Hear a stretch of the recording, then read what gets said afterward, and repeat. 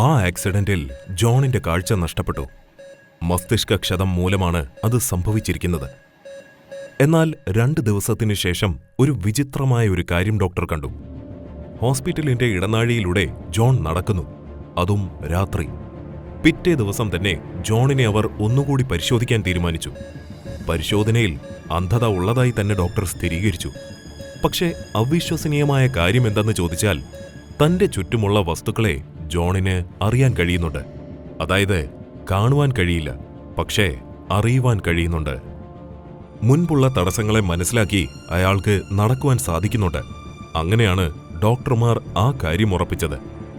വളരെയധികം വിരളമായി സംഭവിക്കുന്ന ഒരു ന്യൂറോളജിക്കൽ കണ്ടീഷനാണ് ജോണിന് സംഭവിച്ചിരിക്കുന്നത്. ജോണിന്റെ ഈ കണ്ടീഷൻ വീട്ടുകാരോട് ഡോക്ടർ വിശദീകരിച്ചു.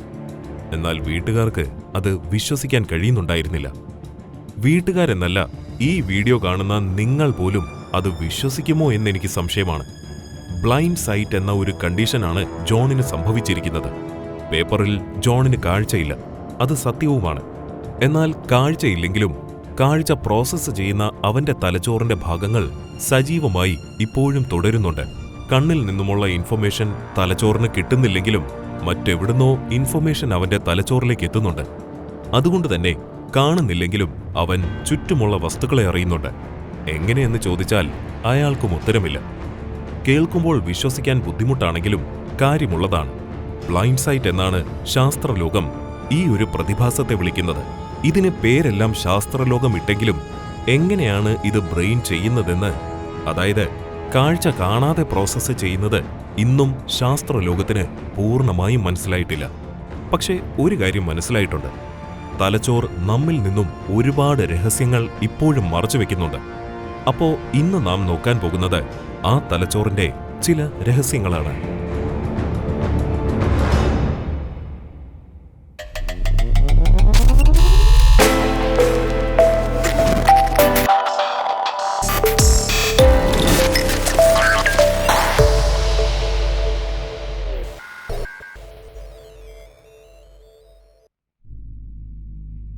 പറയുമ്പോൾ എല്ലാവർക്കും ഒരേ തലച്ചോറാണെന്നൊക്കെ നാം പറയുമെങ്കിലും സൂക്ഷിച്ചു നോക്കുമ്പോൾ അങ്ങനെയല്ല.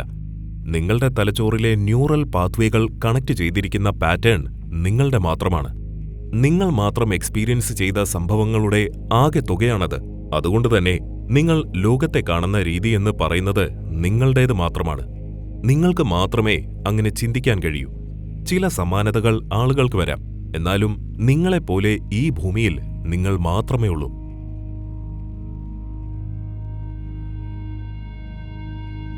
നിങ്ങളുടെ മൈൻഡ് ഏറ്റവും കൂടുതൽ ഇഷ്ടപ്പെടുന്നത് നിങ്ങൾ ഇതുവരെ ചെയ്തിരുന്ന കാര്യങ്ങൾ മാത്രമാണ്. അതായത് മൈൻഡിന് പരിചയമുള്ള കാര്യങ്ങൾ. പരിചയമില്ലാത്ത പുതിയ കാര്യങ്ങൾ ചെയ്യുവാൻ വളരെയധികം ബുദ്ധിമുട്ടും അസ്വസ്ഥതയും നിങ്ങളുടെ മൈൻഡിനുണ്ട്. പുതിയ ഹാബിറ്റുകൾ സൃഷ്ടിക്കുവാൻ ബുദ്ധിമുട്ട് വരുന്നതും പഴയ ഹാബിറ്റുകൾ നിർത്താൻ ബുദ്ധിമുട്ട് വരുന്നതിന്റെയും കാരണം ഇതാണ്. മദ്യപാനത്തിന്റെ നെഗറ്റീവ് ഇമ്പാക്റ്റ് എന്താണെന്ന് നാം ഏറ്റവും കൂടുതൽ കേട്ടിരിക്കുന്നത് കരളിലെ പ്രശ്നങ്ങളാണ്, അല്ലെങ്കിൽ ശാരീരികമായ എന്തെങ്കിലും പ്രശ്നങ്ങൾ. എന്നാൽ മദ്യം ഏറ്റവും കൂടുതൽ ബാധിക്കുന്നത് നിങ്ങളുടെ തലച്ചോറിനെയാണ്, നിങ്ങളുടെ മൈൻഡ് സെറ്റിനെയാണ്. നിങ്ങളുടെ മൈൻഡ് എപ്പോഴും 2 വ്യത്യസ്ത കാഴ്ചപ്പാട് കൊണ്ട് നടക്കുന്നുണ്ടാകും. അതായത് ചില സമയത്ത് മദ്യപാനം നിർത്തണമെന്ന അതിയായ ആഗ്രഹം നിങ്ങൾക്ക് വരും. എന്നാൽ ചില സമയത്ത് ഇടയ്ക്കൊക്കെ മദ്യപിക്കുന്നത് കൊണ്ട് എന്താ കുഴപ്പം എന്ന കാഴ്ചപ്പാടായിരിക്കും ഉണ്ടാവുക.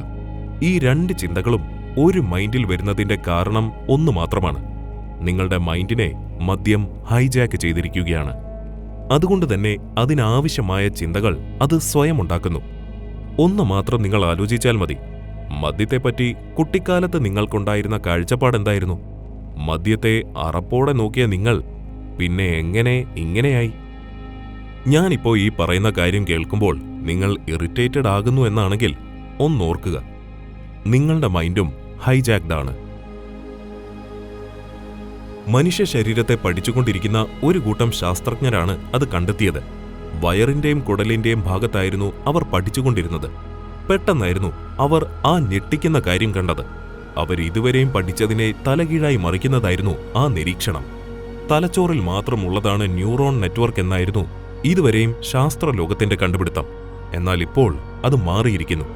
വയറിന്റെയും കുടലിന്റെയും ഭാഗത്ത് വലിയ രീതിയിലുള്ള ന്യൂറോൺ നെറ്റ്വർക്ക് അവർ കണ്ടു. അതിനുശേഷം വയറിനെ സെക്കൻഡ് ബ്രെയിൻ എന്ന് ശാസ്ത്രലോകം വിളിക്കാൻ തുടങ്ങി. അതുകൊണ്ട് തന്നെ നിങ്ങൾ കഴിക്കുന്ന ഭക്ഷണം നിങ്ങളുടെ മൈൻഡിനെ ഡയറക്റ്റായി ഇമ്പാക്റ്റ് ചെയ്യുന്നുണ്ട്. അപ്പോ പറഞ്ഞു വരുന്നത് എന്താണെന്ന് വെച്ചാൽ, നിങ്ങളുടെ മൈൻഡ് മാറ്റുവാനുള്ള ആദ്യ പടി നിങ്ങളുടെ ഡയറ്റ് മാറ്റുക എന്നതാണ്.